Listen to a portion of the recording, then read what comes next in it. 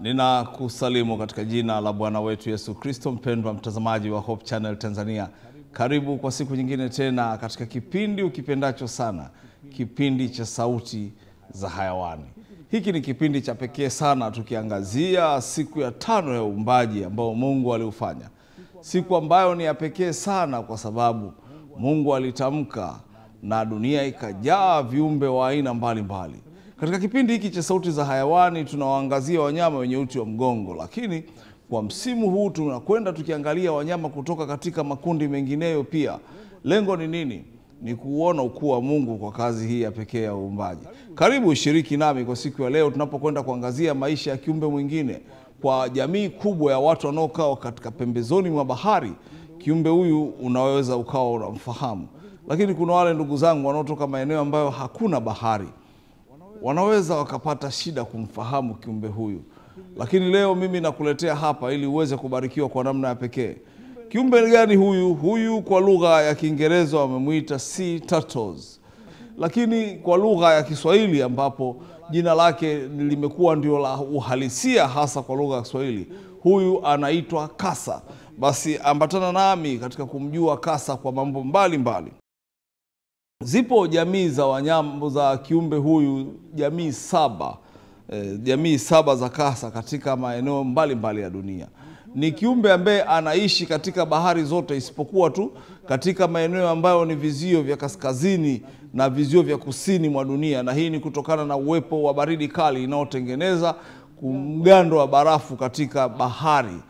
Kwa hiyo yeye kulingana na mazingira hayo hawezi kuishi. Lakini kulingana na hali yake ya hewa ambayo amezoea, yeye ana mazingira ya aina mbili katika maisha yake. Tunaweza tukasema ni semi aquatic creature, ni wale viumbe ambao wanaishi nusu ndani ya maji, lakini wakati mwingine wakiishi katika ardhi. Mbali na hivyo, ni kiumbe ambaye leo utajifunza mambo mbalimbali katika kumjua huyu kiumbe. Hawa wanapatikana katika maeneo tofauti katika dunia. Unaweza ukashangaa kutokana na bahari tulizo nazo zinakuwa na aina tofauti pia ya kimazingira. Basi na mimi leo nitaweza kukueleza mambo mengi kuhusu kiumbe huyu. Lakini kama ilivyo kawaida yangu, ninapokuja katika kumwelezea kiumbe, huwa tunakuwa na uchambuzi wa aina mbalimbali. Jina halisia la kuitwa sea turtles ni ile hali ya kuonekana kwamba hawa wapo katika mtazamo wa kufananishwa na kobe, lakini wako tofauti na kobe. Nitakapokuwa nikiendelea huko mbele nitajaribu kueleza, lakini kutokana na muonekano huo ndipo palipotoka jina hilo. Lakini sasa moja kwa moja katika swala zima la taxonomy tunaingilia mgawanyo na madarasa ya viumbe hai, yani classification, ili tuweze kumjua kiumbe huyu anatoka katika makundi gani. Ufalme wake yani kingdom ni Animalia, na anatoka katika phylum ni Chordata, lakini akitoka katika class darasa ni Leptiria, akitoka katika order inaitwa Testudinae, na akitoka katika super order inaitwa Croproteria, ambayo hii inamleta kwenye clade inayoitwa Americhidelia. Lakini vile vile akitoka katika clade nyingine ikimuita katika kundi linaloitwa Panicheloniodia, lakini vile vile akiwa katika subfamily ambayo inaitwa Cheloniodea, ambayo hii iligunduliwa na Baura mwaka 1893. Hapa nilikuwa najaribu kumweleza katika mgawanyo wa madarasa na madaraja ya viumbe hai. Lakini moja kwa moja sasa ninakwenda kumwelezea muonekano wa maumbile yake. Kama nilivyokwisha kuambia, huyu ni kiumbe mkubwa ambaye amepewa kuwa na gamba gumu kama vile kobe katika eneo lake lote la mgongo. Kwa kawaida hawa wanakuwa na urefu ambao unakuwa katika mazingira tofauti, na wenyewe wanakuwa na maumbile tofauti. Nianze kwa kueleza kwanza ambao wanakuwa na urefu unaoweza kufika mita 1.4 hadi mita 1.8. Hizi ni sawasawa na inchi 4.6 hadi inchi 5.9 feet. Kumradhi, sio inchi, ni feet. Na anapokuwa katika muonekano huo ni urefu wa kawaida. Kiumbe huyu ni mkubwa na amepewa miguu ambayo ni flippers. Naposema miguu flippers ni kwamba kobe tunayemfahamu yeye miguu yake inaweza kukanyaga kama ambavyo viumbe wengine, lakini miguu ya kiumbe huyu imefanywa kuwa bapa, na hii ni kutokana na nini? Asilimia kubwa ya maisha yake yeye huyafanya ndani ya maji. Basi ndio maana anakuwa na miguu ya aina hiyo. Sasa tukiondoka kwenye swala zima la hapo, tunaingilia moja kwa moja katika mazingira ambayo viumbe hawa wanaoishi. Kwa mfano tunawaangalia hawa ambao nimekwisha kukwambia katika maeneo ya bahari ya Atlantic, maeneo ya Gulf of Mexico, lakini katika upande wa kaskazini mwa bahari ya Amerika, vile vile katika fukwe za Appalachian, lakini katika baadhi ya maeneo yanayokuja usawa wa kuelekea kisiwa cha Greenland, kote huku wanaonekana kuwepo hawa ambao wao wanaonekana na maumbile makubwa. Tutakapozidi kufuatilia tutagundua ni kwa nini. Mbali na hapo, hawa ni viumbe ambao wanakuwa katika mazingira mengineyo. Kwa mfano, wapo hawa tunawaita green sea turtles. Hawa ambao ni wa rangi ya kijani, muda wote wanaonekana kuwa na rangi ya kijani. Wao wengi hawa wanapatikana katika ukanda wa Asia, hasa katika bahari ya Hindi, lakini upande wa kaskazini magharibi mwa bara la Asia, maeneo ya Mongolia, maeneo ya China, Japani, hawa wanapatikana. Ni kwa nini wao wanakuwa na rangi ya kijani? Ni kwa sababu ya chakula wanachokula. Hawa viumbe asilimia kubwa ni herbivorous, ingawa wapo ambao wanarudi kuwa katika asilimia fulani wakiwa ni insectivores, kwamba wanatumia baadhi ya viumbe wadogo wadogo, wadudu na nini. Na hasa katika bahari wapo ambao wanatumia wadudu kama bahari, ambao ni hawa viumbe tunawasema invertebrate creature, viumbe wasio na uti wa mgongo, viumbe ambao wanatoka katika familia tunasema mollusca. Wao ndio ambao wanawafanya vyakula. Lakini tukiwaangalia hawa ambao ni wa kijani, hawa asilimia 100 wao wanakuwa wakitumia majani katika bahari, lakini vile vile wakitumia pia na aina za uyoga unaoweza kupatikana katika bahari. Aina ya majani hasa katika bahari ya India na ukanda wa kaskazini magharibi au kaskazini mashariki mwa bara la Asia, uoto wa asili mkubwa ni plankton, ndio na mmea unaostawi sana ndani ya bahari hiyo, tukiuita kwa lugha ya Kiswahili mwani. Na mmea huu umekuwa ni chakula kikubwa si tu kwa kiumbe huyu, lakini ukanda ule unatoa sana aina ya samaki wanaitwa salmon, na wao pia wanatumia sana chakula hiki. Hivyo basi kwa sababu ya chakula hiki wao wanakuwa wa kijani na wanakuwa pia na maumbile makubwa. Ukiachana na hali hiyo, hawa ni viumbe ambao wamepewa mazingira ya ukuaji kulingana na mazingira. Ukuaji wao, life span, maisha katika kuishi duniani, wana uwezo wa kuanzia miaka 10 hadi miaka 20. Hii ni miaka ambayo ana uwezo wa kuishi. Lakini vile vile ukuaji wao na kuwa katika hali ambayo ni maturity, ukomavu, unaanzia pia miaka hiyo 10 kwenda 20, kwamba anapofika miaka 10 anakuwa amekomaa katika kiwango kikubwa, lakini ataendeleza uzazi anapofika miaka 20. Basi mara nyingi inakuwa hana nguvu za kuweza kuendelea na maisha. Ni kwa jinsi gani? Endelea kuambatana na mimi, utajifunza vitu vingi sana kwa siku ya leo. Huyu ni kiumbe ambaye amepewa uwezo mkubwa sana katika kuogelea, ambapo inakadiriwa na uwezo wa kuogelea miles 10,000 kwa mwaka. Kulingana na nini? Mazingira yake. Huyu ni kiumbe ndani ya bahari ambaye tunasema ni migrant. Ni kiumbe ambaye anaishi katika maisha ya kuhama kutoka sehemu moja kuelekea sehemu nyingine. Na hii ni kutokana na nini? Kutokana na chakula. Na ana uwezo wa kuogelea sana kwenye bahari, akienda kwa urefu, lakini vile vile akidive kwenda chini kabisa ya kilindi cha bahari, ambapo inasadikika kwamba ana uwezo wa kwenda zaidi ya mita 4,000 ndani ya bahari kwenye kina. Hii utaona ni kina kirefu sana. Tunapozungumzia mita 4,000 ndani ya bahari ni kina kirefu sana. Basi kiumbe huyu ana uwezo wa kuogelea kwa kuelekea ndani kwa kiwango hicho. Moja ya chakula pia ambacho wanapendelea ni uwepo wa cnidarians, yani wanyama upupu, viumbe ambavyo vinakuwepo ndani ya bahari kama mimea, kama maua na vitu vinginevyo ambavyo vinakuwa Mungu ameviweka kama mapambo ya bahari, lakini ikiwa ni sehemu za maisha yakishirikiana na viumbe wengineo wanaoishi katika bahari, tunasema ecology. Na ni kama vile ambavyo tumewahi kumwangalia hapa octopus, yani pweza, jinsi gani anavyofanya maisha yake kupitia viumbe hivi, lakini na yeye huyu anafanya maisha kasa kupitia viumbe hivyo pia. Mbali na hivyo, ni kiumbe ambaye yeye pamoja na kwamba ni kiumbe ambaye ana uti wa mgongo, lakini yeye mfumo wake wa uzazi umewekwa katika hali ya kutaga.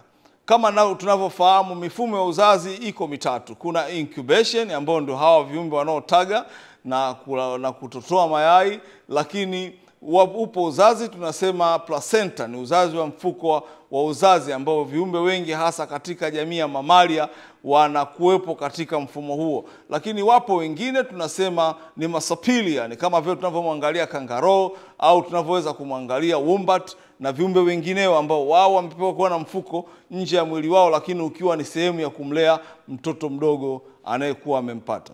Tukiwa katika kuangazia maisha hayo, inakuwaje kiumbe huyu katika swala zima la mayai?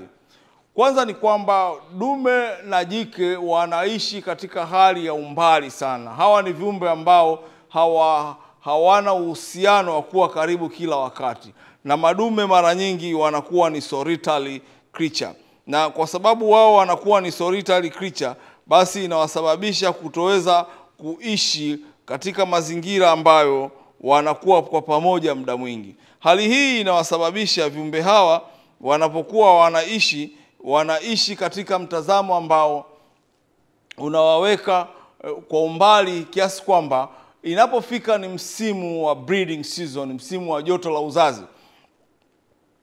dume ana uwezo wa kusafiri umbali mrefu sana, unaweza kumgharimu kuogelea hata kwa muda wa siku 3 kwa kasi kubwa kabisa. Na lengo ni nini? Ni kuwafuata maeneo ambapo majike wanaishi. Majike mara nyingi wanapokuwa katika msimu wa breeding, wao hukusanyika katika eneo moja, na wanapokusanyika wanakuwa wakifanya maisha katika mazingira hayo.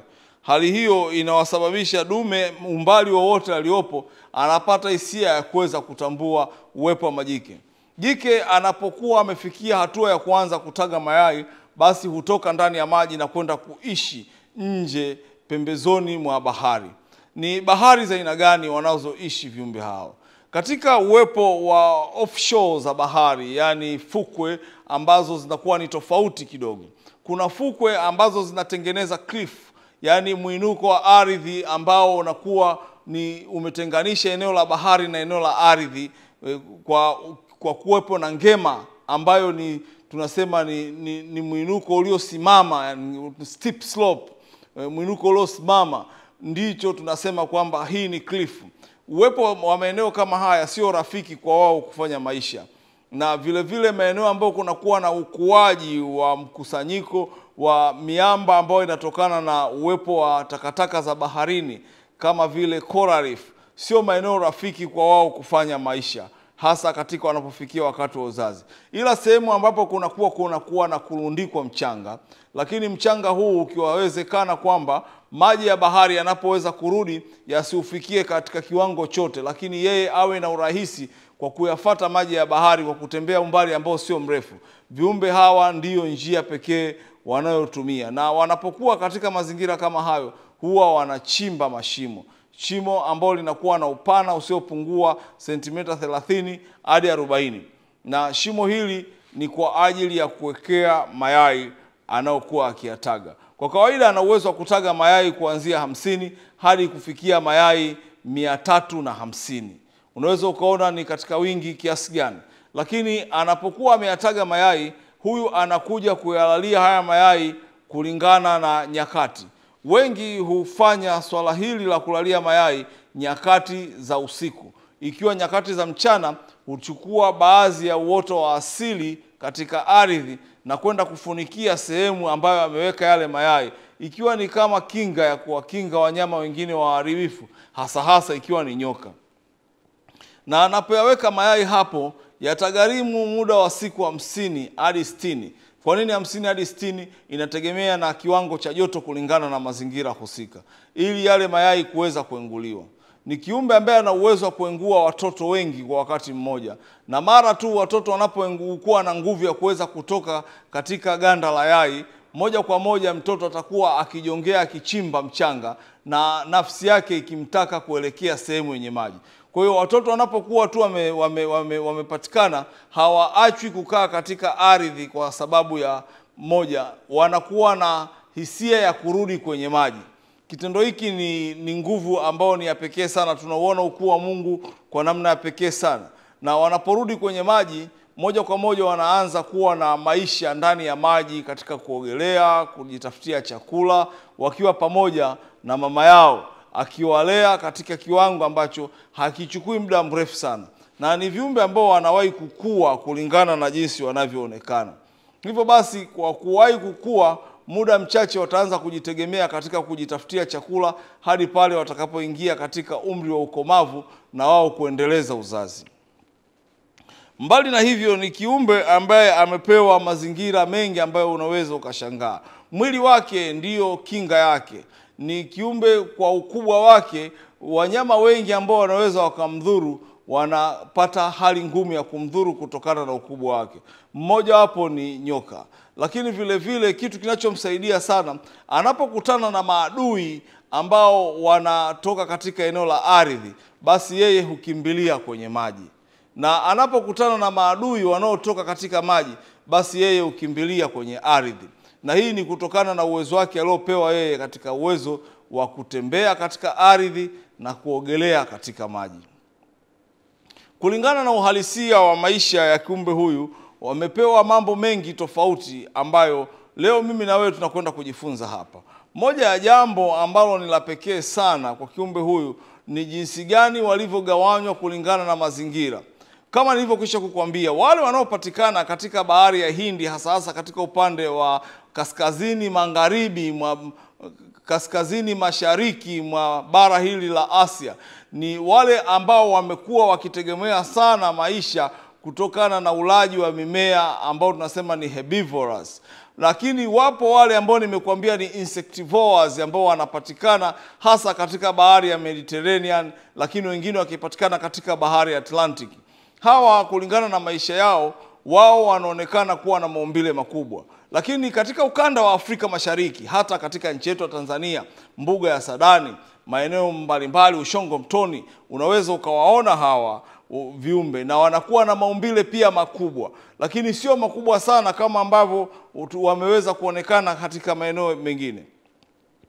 Wapo ambao jamii yao inaonekana kuwa ni wadogo, lakini sifa yao kubwa ambayo inawafanya wao kuonekana ni wapekee ni kwamba hawawezi kuwa na mfumo wa chakula cha aina moja. Katika hawa ambao ni wadogo, wapo ambao sasa wanakuwa ni katika jamii ambazo ni carnivorous, lakini ikichukua na wakati mwingine herbivorous, wakichanganya na insectivores. Na hii ni kutokana na nini? Ni kutokana na mazingira wanaoishi. Kwa mfano, ukanda wote wa magharibi mwa bara la Amerika ya Kusini, katika nchi ya Peru, katika nchi ya Chile na ukanda mzima wa nchi za upande huo, ni maeneo ambayo eneo kubwa ni jangwa. Kwa sababu eneo kubwa ni jangwa, wanapokuwa nje ya maji kunakuwa hakuna uoto wa asili. Hali hii inawasababisha wao kujitafutia chakula kingi katika bahari. Hali hii inawafanya waweze kula na viumbe wengine